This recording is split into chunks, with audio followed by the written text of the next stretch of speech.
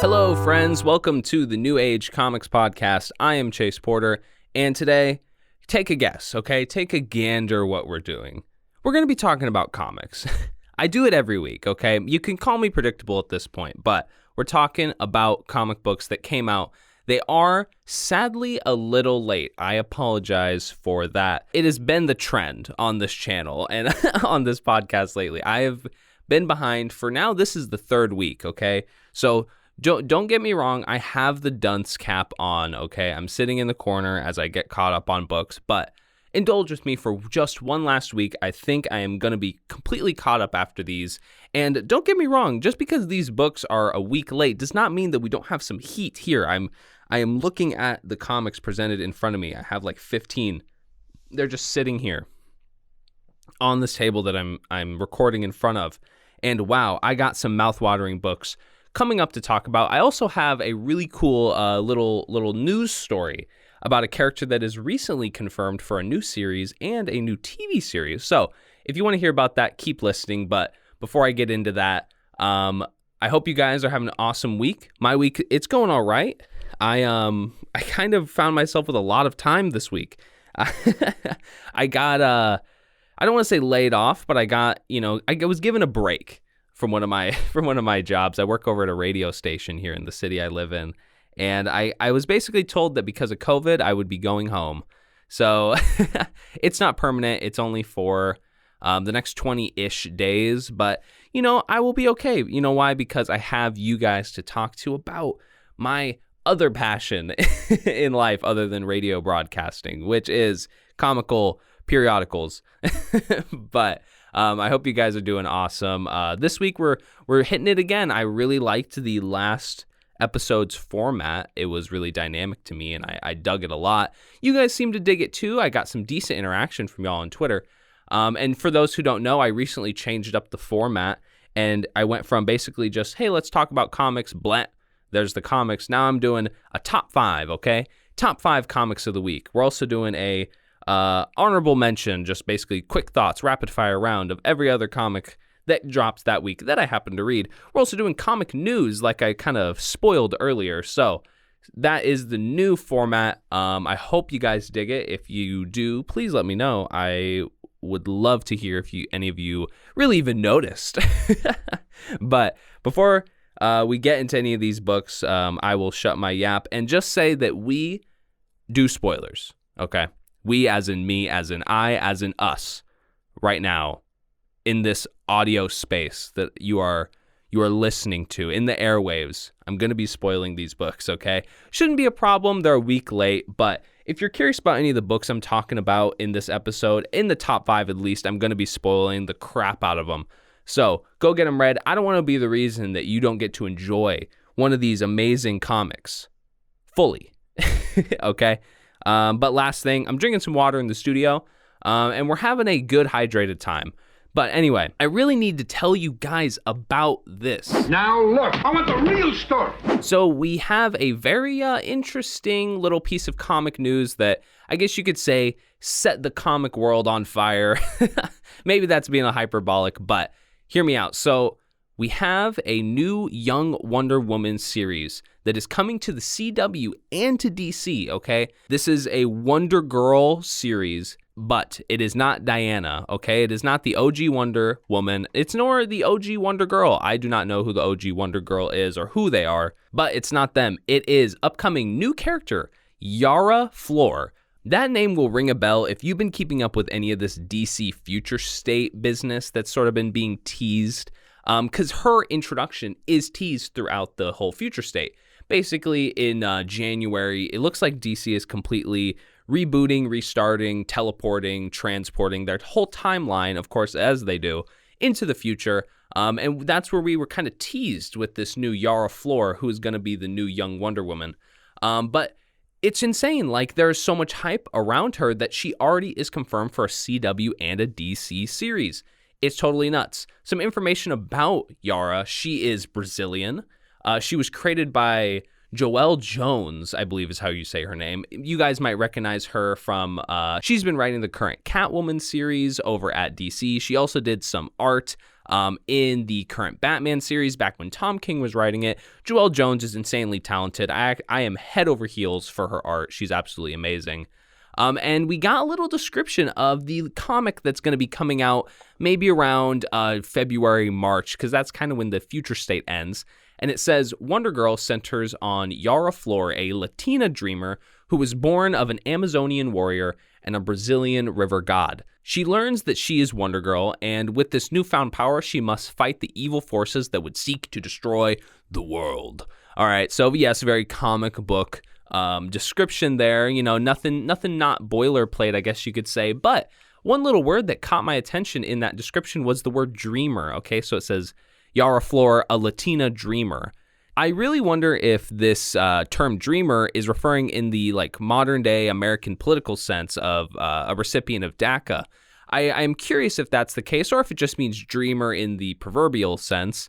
It is capitalized, so I suppose it is a proper noun, but that will be curious to check out. If she is actually a DACA recipient, that is going to be more political than I think most DC comics are kind of willing to go these days, maybe barring Rorschach and Lois Lane. We have a little more information on the show, okay? So that, I think, is what was most surprising. I was most surprised about this. The show has recruited Daylin Rodriguez. She has worked on Queen of the South and Ugly Betty. She has stepped aboard with Berlanti Productions. Those are the people that make The Flash and The Arrow, etc. And she's going to be writing the show and running Wonder Girl based off of Jones's work. So this is all pretty interesting for a couple reasons. One that I think most people are sort of wondering about is this is really fast for a live action kind of, I don't want to say adaptation because they haven't adapted her yet, but it looks like they plan on it and she hasn't even debuted in comic panel yet. That is pretty unusual, generally speaking. Usually we will get a couple years at least of a character before there's any movie news announced. They let the character be beta tested amongst comic fans at least first a little bit. That's kind of been norm broken a little bit these past few years. For instance, Undiscovered Country, that Image comic, is already slated to be set in a movie. It was kind of announced to be coming out in the comic version right when the movie was announced as well. So I suppose they're breaking the norms in general here. A lot of people think that DC's putting all of their eggs in one basket just because of the CW and the fact that they kind of control the film industry part of DC and push a lot of that stuff forward. It's definitely going to be interesting to keep an eye out for. I might be checking out Yara in her upcoming Wonder Girl series or Wonder Woman series in the future state. It's going to be interesting. It's going to be really curious to see why DC feels so confident putting all this stake in this character that they haven't even debuted yet. But I think DC Future State looks really cool. So we're just going to have to kind of wait and see. Maybe Yara will become the focal point of this whole event. That will be really interesting to find out. All right, enough about that news junk. I don't know about you guys, but I'm ready to talk about some books. So I'm going to do a rapid fire round here. I only have a couple books to rapid fire shoot off, but I'm just going to offer quick thoughts, okay? But then we're getting into the top 5. So first, we're talking about Detective Comics 1030. Some of you guys might be surprised to hear me not put this into the top 5 because I'm always ranting and raving about the detective series, but I did like this issue quite a bit. It had more mirror stuff. It featured some more Damian messing around with the Black Casebook. It was all very cool. I am curious, though. It seems they don't really know which arc they're going for. Maybe it's going to be both. They're going to be the mirror and Damian stealing the Black Casebook. Either way, it's going to be cool to see how this turns out. Talking about insane books, I picked up the Dark Knight's Death Metal Infinite Hour EXXXTREME comic that came out a couple weeks ago. And I did enjoy this issue. This issue was a ton of fun. If you have been reading the Dark Knight's Death Metal event, you know that each little one-shot tie-in they have been coming out with has just been totally nuts, and this is no exception. This comic is essentially a Lobo comic, which if that's not reason enough for you to want to get this, then what is wrong with you? But this issue was a ton of fun. It featured 3 stories, and Lobo just kind of fucking shit up the whole time. And it also featured the Batman who frags. So that was awesome. Definitely check that out if you're reading that event. An issue that I think everyone was really excited for, and you might be surprised to not hear is in my top 5, Punchline, issue number 1. I did enjoy this issue. You can catch me. I'm trying not to say I did dig this issue. I said that like 100 times last week. But I liked this issue. It was a lot of good old explanation stuff for Punchline. I liked her whole podcast thing. How am I not gonna? Obviously, this is a podcast. How am I not gonna like the podcast? But I did enjoy this issue, although I am kind of blue-balled a little bit. I thought the whole trial was going to occur then, and it did not. It kind of just gave us that backstory on Punchline, which was cool, but I'm very excited to see how that trial turns out. And lastly, this is a little bit more of a long-winded one, but this is technically the honorable mention of the week with Superman issue number 27. This is written by Brian Michael Bendis and drawn by Ivan Rice. If you've been listening for a while, you know that I am in love with the Brian Michael Bendis Superverse. But this issue definitely was no exception. I loved the art. Ivan Rice could literally draw anything, and I would probably buy it. I really do dig Sinmar. I think he's a neat little dope character with such gentle eyes. He's just so adorable. Also, this cover is phenomenal. Please, if you're watching on YouTube, take a gander at this nice cover. I mean, I'm just a slut for a minimalist cover, so I'll take it when I can get it. The way that Sinmar fucked up Zadu in this comic was super hilarious. Zadu thought he was big shit, and he really was not. But this issue ends off with Superman fucked. He's in a super fucked position. He does not have any more yellow sunlight to feed any of his powers into, so I have no idea how he's going to survive come issue 28, but that's also the thing. I don't know how to feel about this being the second to last penultimate issue of this series. It makes me shed some tears for the Superboy. But other than that, I did really like Superman issue 27. All right, was that round rapid fiery enough for you? Well, anyway, let's get into the top 5 this week. Coming in at number 5, I did this last week, and it kind of was, you know, me cheesing the rules a little bit. But hey, I make the rules, so it is what it is. But this is a combo week, and I almost feel silly saying this, but I'm giving the top 5 number slot to 3 comics this week. God, I'm fucking up the rules left and right. But I'm giving it to the X of Swords, week 7, we can call it. Just X of Swords as a whole. And I think that's fair. You guys will understand if you've been reading the X of Swords event, because you know that each issue leads into the next, just like that. So I'm going to run through the cast of each issue here really quickly. We are talking about Marauders issue number 15, written by Gary Duggan and Benjamin Percy, drawn by Stefano Caselli, colors by Edgar Delgado. Excalibur issue number 14, written by Teenie Howard, art by Phil Noto. And Wolverine issue 7, written by Benjamin Percy, drawn by Joshua Cassar, and colors by Guru FX. Jesus Christ. But okay, all jokes aside, people, this is kind of rant time, okay? You won't hear me do this a whole lot on this podcast. I don't hope. I don't hope that I have to do this a lot. But I'm going to do a little bit of ranting here, okay? So first, let's just start off with Marauders 15. I did not hate this issue. This issue, it was pretty good. However, okay, my opinion is that Marauders 15 is already part 14 of 22 of this series. And this is kind of integral to my rant about X of Swords, which I'll get into later, but you know, it's feeling really slow all of a sudden. But like I said, I'll get into that later. To talk about this issue, so we kind of get to see the rest of the dinner here. That's where we left off last week. And of course, the Wolverine Saturnine kill that we were teased with in the last Marauders issue, it was tease bait, okay? And I kind of knew it was. I hoped it wouldn't be, but I knew it was. And the rest of this issue is kind of just like passive beef thrown back and forth, okay? Cypher, he dies, kind of, but then he is revived by the White Sword guy. Apocalypse has some good yucks with his wife, particularly this line where he's like, "I've seen you have done well with the kids." I mean, of course, I heard that in the most posh British accent. Wolverine and Cable and Iska, the unbeatable or unbeaten, they have beef, of course, which, again, she really is unbeatable. They try to beat her in all these little funny tests throughout this comic. She does not lose. Magic's a goofball, of course, and it ends with Betsy and Iska being set up to fight. Like I said, this issue was fine. Even though I wish we were in the middle of sword swashbuckling at the moment, this issue was fine. But now we move into Excalibur. Okay, Excalibur 14, and this is kind of where shit hits the confusing fan. So Iska versus Betsy, it was cool. That kind of happens in the beginning of this issue. The art was really good, but I won't lie, it was a bit anticlimactic, I think. And I feel that is sort of the consensus opinion amongst X fans, because I don't know about you guys, I was expecting a big, grandiose tournament for Krakoa versus Akira in this event. We're not really getting that at the end of the day. We're getting some more like quick, short battles, from what we've seen at least. Maybe I'm getting ahead of myself here, but they have this fight. The art is cool, a little anticlimactic, and then it triggers this like spontaneous wedding. That confused me a little bit. It's between Cypher and Bay, who is on the Akira team.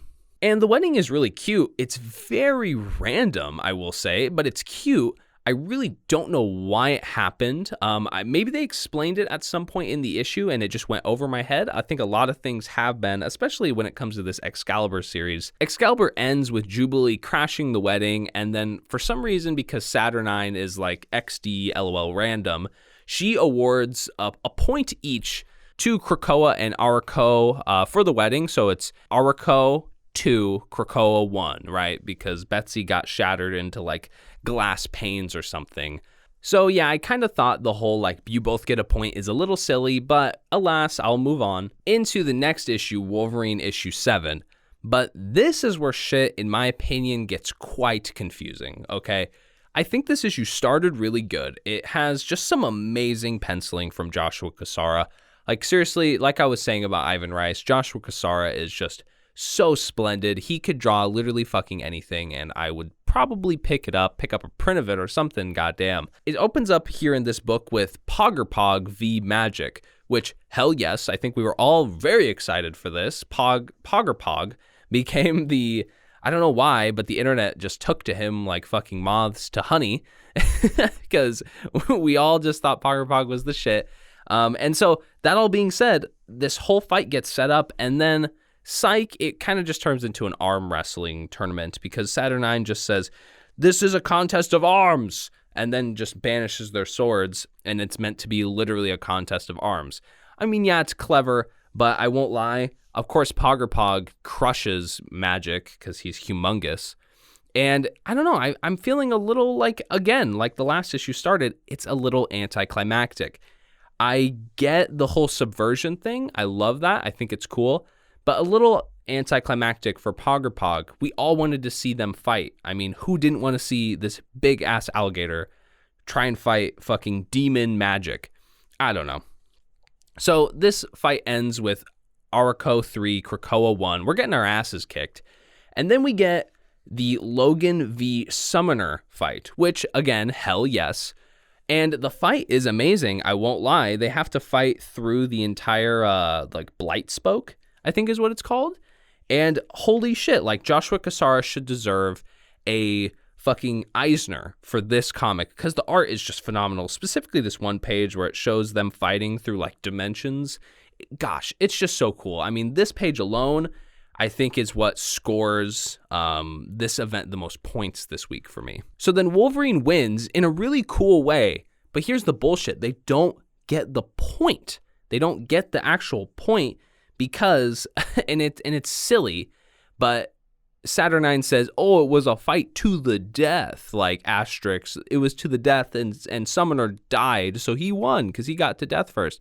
Like, I don't know. That just was, I get it, again, like Saturnine's tricky, haha, but I mean, now I'm just getting a little fucking annoyed because this whole event was supposed to lead up to some sword fights. We're getting the sword fights, kinda, but then Krakoa's losing even though we're winning.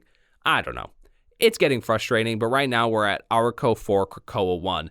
And next scene, they move to a bar, and Logan and Storm, they're getting steamy, weirdly enough, up in this bar. I don't know what that's supposed to imply for, like, her and T'Chall or anything, But it was pretty much an easy thing because it was a drinking contest between Logan and Storm. So Krakoa got a point there. Like, woohoo, we're at Oracle 4, Krakoa 2. But we keep losing throughout this issue because he gets curved by Storm. He gets brought to enter this different fight between Solemn and War, right? So Saturnine set up battles between both sides. And Solemn pretty much says, bring Logan here to fight for me. And this part confused me at first, and I'll get into that in a second. It confused me at first, but I figured it out. It took some careful reading, and I'm not as mad at this ending anymore. Basically, what it comes down to is back in the previous X-Force and Wolverine issues, Solemn made like a promise with Wolverine that if he were to take the blade from Solemn's hand, then he would fight for him when he essentially like made the call. And I didn't realize at the time that this was him making the call. I guess it is. But to move into my overall thoughts about this week's X of Swords Part 7, I mean, I have to dink it for a little bit of the slowness, okay? So we end off this week with part 16 of 22. So that means we have 17, 18, 19, 20, 21, 22. We have 6 parts left, okay? Just 6 issues. We're getting our asses kicked, and we've only seen like 1 sword fight, really. 2 sword fights, kind of, but it was the first one between Iska and Betsy was so short. I mean, these issues are still really fun to read, definitely. Like, it's just exciting to read like 3 different X-Men issues, and they all connect to each other and all tell the same story, and it's all in the same week. Of course, that's going to be exciting, but it's getting a little bit confusing at parts, and I just think they have to slow up just a tad, just to give us some of that space to breathe and to know what's going on. I want to give a shout out over to my guy on Twitter at EdBoyInTheCut. I love his Twitter handle. He DM'd me about X of Swords when I was tweeting about it one day, which you can go follow me on Twitter at New Age Comics Pod. And he said, is it me or has X of Swords taken a complete left? LOL, like it's good, but I can definitely tell this is more of a Teeny Howard story than a Jonathan Hickman story. And I have to agree with you, EdBoyInTheCut. This is a good take. I think the whole Avalon, Excalibur lore stuff has played a way bigger role than I think any of us were really ready for. When I was getting ready to read this event, I was thinking this was going to be Apocalypse and his children were going to be the focal point. And in some sense, they are. However, the whole setting for the event is something that's deeply explored through Excalibur and Wade in Excalibur. So it has felt very teeny heavy. I think that it's going to perk up near the end and get more general to the X line. But at the moment, I have to agree with EdBoy. He's definitely right about it. But the resounding critique, and this is where I will leave it for X of Swords this week, but the resounding critique is, where are all the motherfucking swords at? And I have to agree. Like I said, we've only had about 2 sword fights, and one of them was horribly short. So that's my takes. We got 3 issues of X of Swords coming out next week, so maybe it'll turn itself around. But I have to give number 5 to X of Swords this week, partially because I just had to talk about it, and so I can cheese the rules a little bit. I mean, I did like enough in this issue to definitely give it enough cred to make this top 5, because like I said, there were a lot of things I did enjoy, and in general, the event is super fun, but I have my gripes with it. So that's where I will leave X of Swords this week at week 7.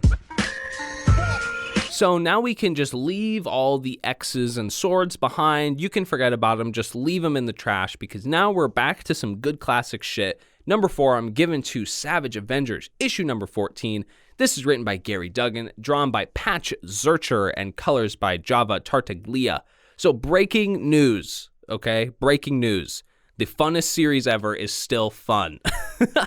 And yes, I know, funnest is not a word. But seriously, like, Savage Avengers has been fucking amazing, guys. Like, if you haven't been reading this series, you have been missing out on some free dopium serotonin kicks to your noggin, because this series is so fucking fun. They're trying to take down Kulan Gath.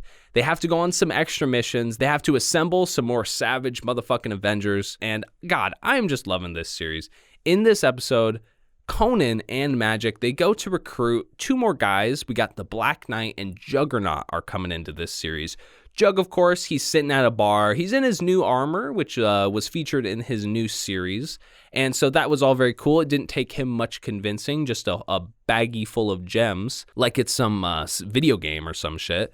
And then Black Knight, the guy you think would be enticed by a baggie full of gems, he has infiltrated the KKK casually, and he's at a rally, and he fucks up a bunch of those KKK guys. He cuts down their burning cross. It's actually a pretty awesome scene.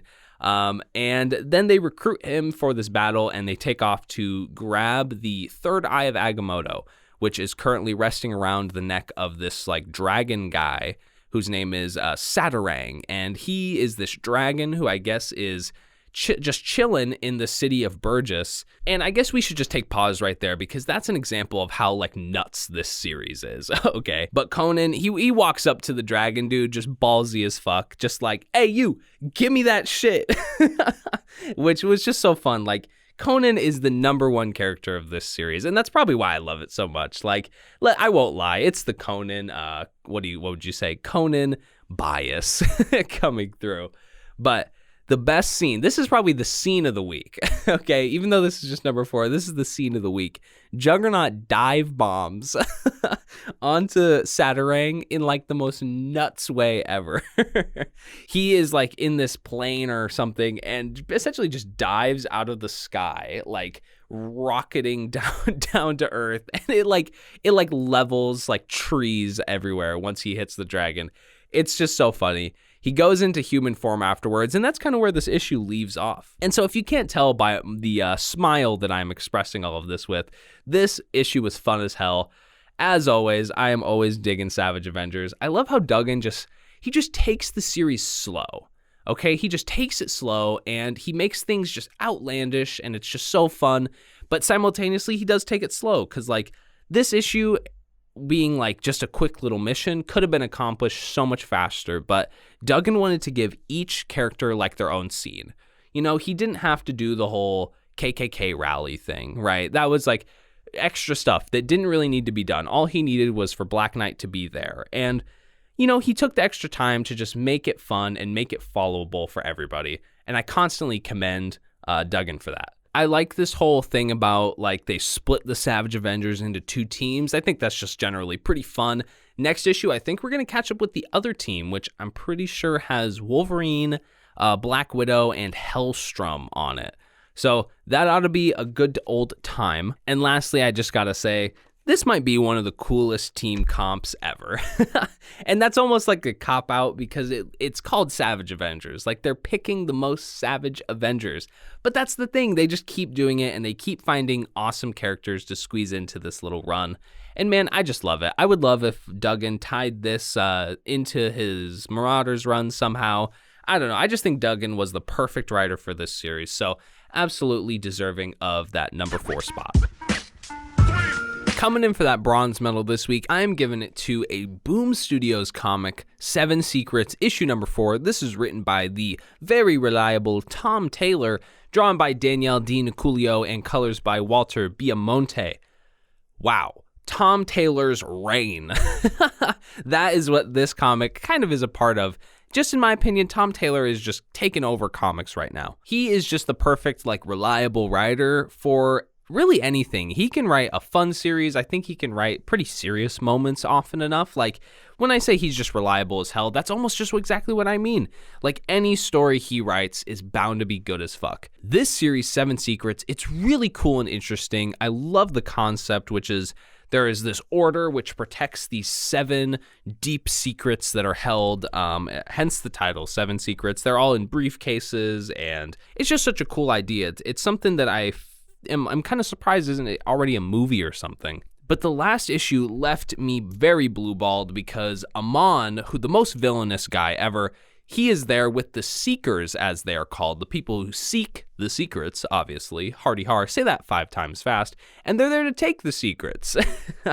But this issue was super duper exciting. It starts with chaos, of course, right? You open it up and it's just fire. Everyone's like, holy shit, what are they doing? Well, Tajana, who's the leader of the order, she's a badass bitch, and she is just commanding everything. She's actually going out to fight all these dudes, all these Seeker guys. And wow, she is just kicking ass. But like I had said earlier, Amon, he's still the most villainous villain ever to walk the earth though, so no amount of ass kicking could really stop that. He fucked up this like mask guy, I think his name is Kanto, totally fucked him up, like he's just out of the game. And he ends up confronting Casper, which turns out to be this very climactic moment where Tajana comes in, she interjects between Casper and Amon, and then Eva, who is Casper's mom, ends up shooting a bolt at Amon, trying to kill him, and Tajana literally catches the arrow through her hand. Like, the arrow impales her hand, and she stops it from killing Amon, which ends up being like one of the most badass fucking reveals, like, in a long time. Tajana with blood dripping down her hand and an arrow through her hand. That is when we find out that Amon is actually Tajana's son. Like, holy shit. Casper is totally right in his little panel he gets here where he just says, and that's where a whole lot of things clicked into place, because that is really how it feels. After this shocking revelation, we pretty much get a big dick contest back and forth where Amon says, well, we just set up ambushes on every single one of the like 7 secret holding places around the world. And then Tajana says, well, haha, we set up our counter ambush. And pretty much one of those occurs at every single one of these places. And I think this was actually a really cool way to show us, the readers, like all the little bases and where they're at around the world.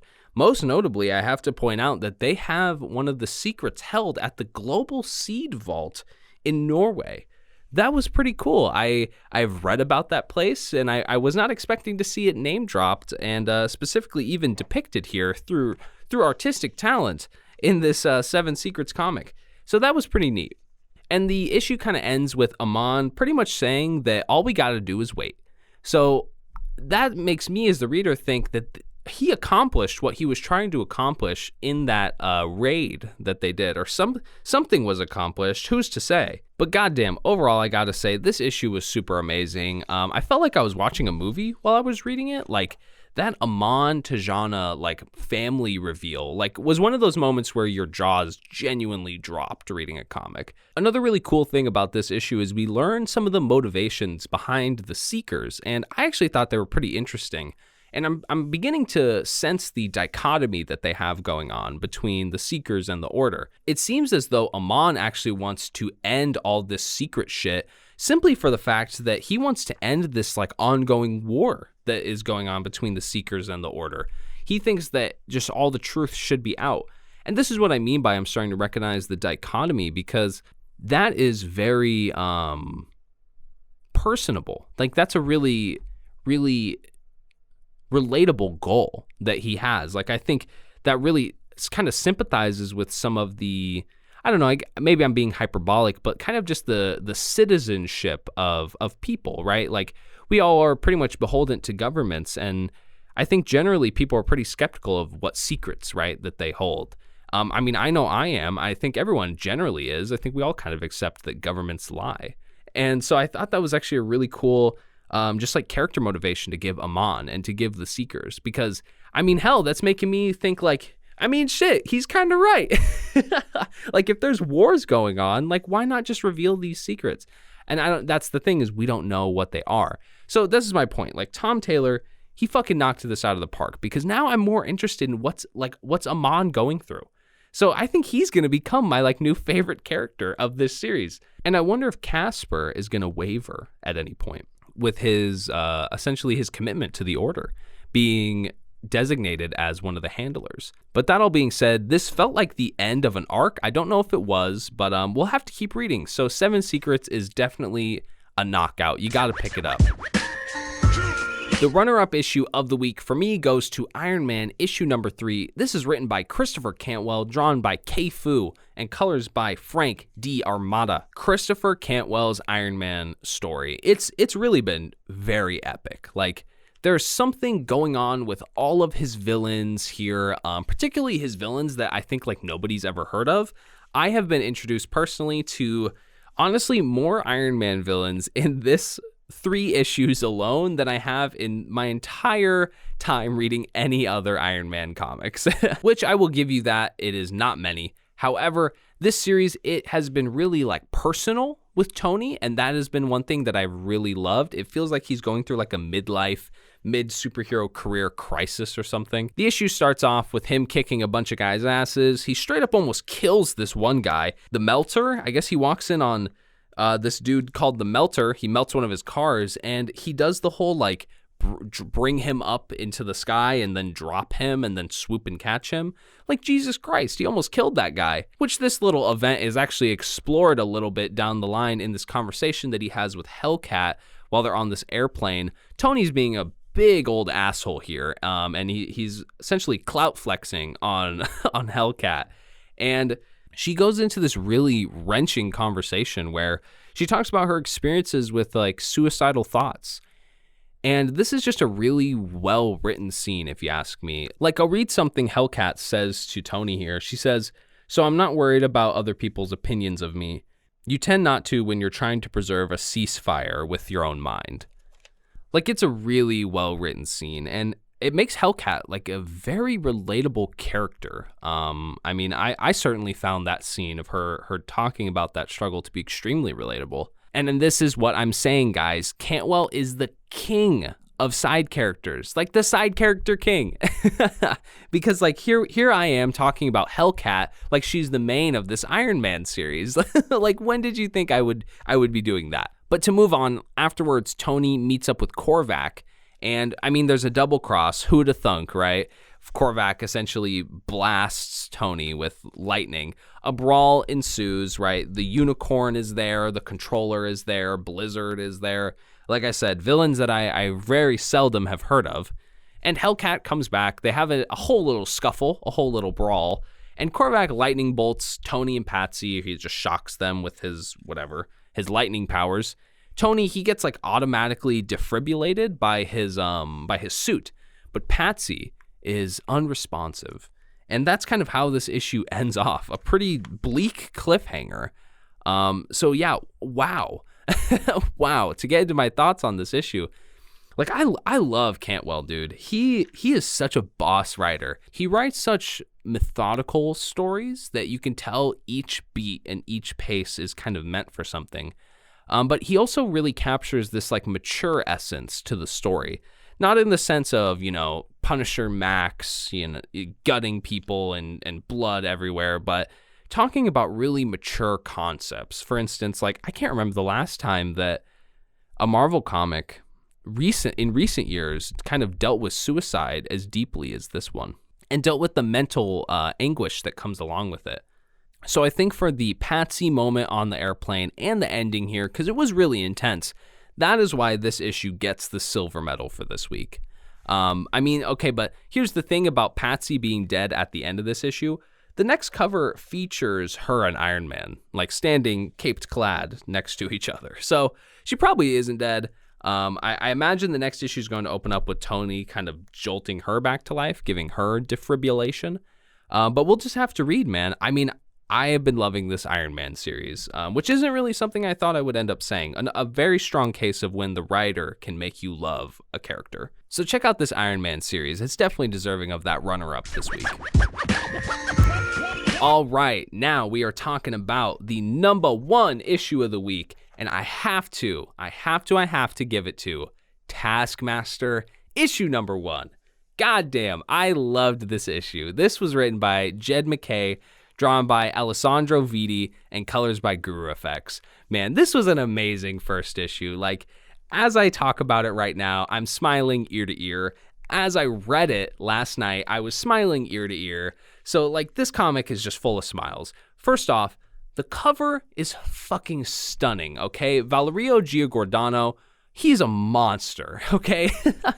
He is a fucking beast. Like, I don't even know what to say. Part of me wants to say he's like the new David Finch, but obviously David Finch is still doing art, but his art is so detailed. I just love it. His Taskmaster covers are knocking it out of the park. He actually does covers over on Savage Avengers too. Maybe I'm noticing a little bit of bias here in my own reviewing. But we have an awesome opening scene here, a chilling opening scene, essentially showing Mariah Hill recently assassinated. And on the scene is a Taskmaster shield, which then we cut to Taskmaster, okay? And of course he's doing something silly. He's doing merc work, and he is working a charity golf event. He's partnered to some schmuck who wants to win, right? Like he can copy anyone's ability. So he says he watched a bunch of Tiger Woods clips and now he was ready to just kick ass in golf. And of course he's versing another schmuck who's partnered with Bullseye, right? Given his accuracy. It's all very funny. It's a good little funny romp to start the comic. And then someone starts shooting. Just literally like, someone just starts flaying fire. And Task is so fucking hilarious, dude. He hits a golf ball. He hits a golf ball back at them. Like, it's like my favorite panel of the week. I tweeted about this panel. God, it was so funny. For that panel alone, I was like, issue of the week right here. But then as he's running away from this gunfire, he gets into a golf cart and like channels the Ghost Rider like through his driving, right? He's Taskmaster, and then he drives through the archery course and grabs a bow and arrow and channels Hawkeye, and he starts shooting arrows at this assassin person. Like, it's all very fun, good stuff. Which, fun fact about the whole archery thing, Taskmaster, this is a canonical fun fact, Taskmaster actually learned his archery skills from Hawkeye. This occurred like way back during, funny enough, the first little Hawkeye series ever. So that's why this is a bit of a fun fact. In the first Hawkeye mini ever to come out, it's just called Hawkeye. It's a 4-parter. Came back out like in the 80s, I think. Taskmaster learns how to arch, how to shoot the bows and arrows from Hawkeye. So that was all very fun. But then he escapes the assassin, and he is swooped up by one Nicholas Fury Jr., who essentially reveals that Taskmaster has been framed. And it turns out that assassin that was just trying to kill him is the Black Widow, which the Widowverse is going strong as hell right now, right? We got the current Black Widow series, and now this Taskmaster, and next week we're getting another edition in a different new series. I'll get to that in the closing segment here, but they decide they need to figure out who framed Task, okay? And they have to hack into this like Hammer database, which requires Taskmaster to replicate the body language of like 3 of the highest espionage agents in the world, okay? And this is a pretty good ending. It shows Phil Coulson, Amy Han, and Okoye.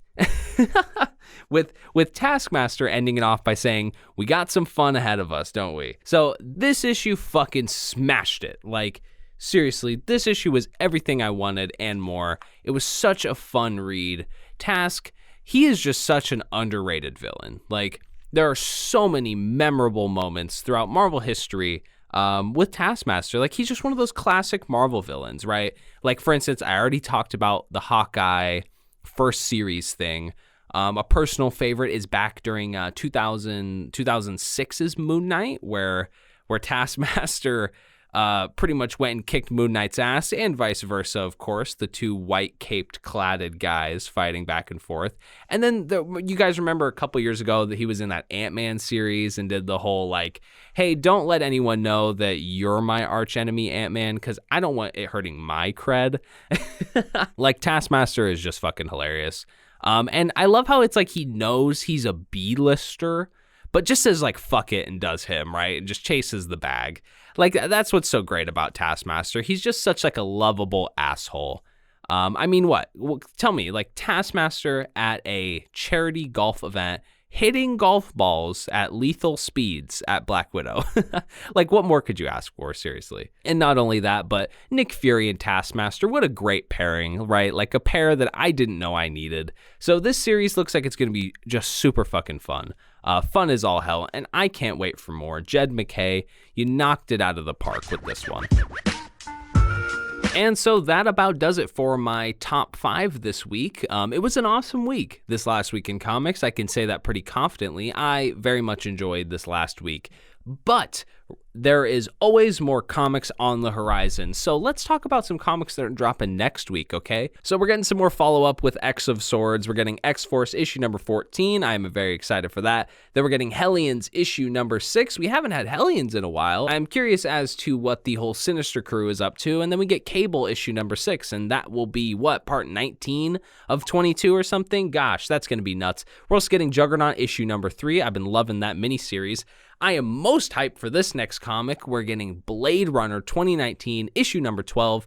Oh my fucking god, I can already tell that's going to be the issue of the week. We're getting Batman issue 103, that should be very good. We're also getting Rorschach issue number 2. I'm super pumped for that comic. The first Rorschach issue was hella dope and left me on hell of a cliffhanger. We're also getting Dark Knight's Death Metal issue number 5. This is a big DC week next week. That should give us hopefully some more updates with what's all going on in the death metal world. Remember when I said that we were getting a new Widowverse comic? Well, that's because we're getting Widowmaker issue number 1 next week. I am very excited for that. Written by Devin Grayson, of course, so that should be a whole lots of fun.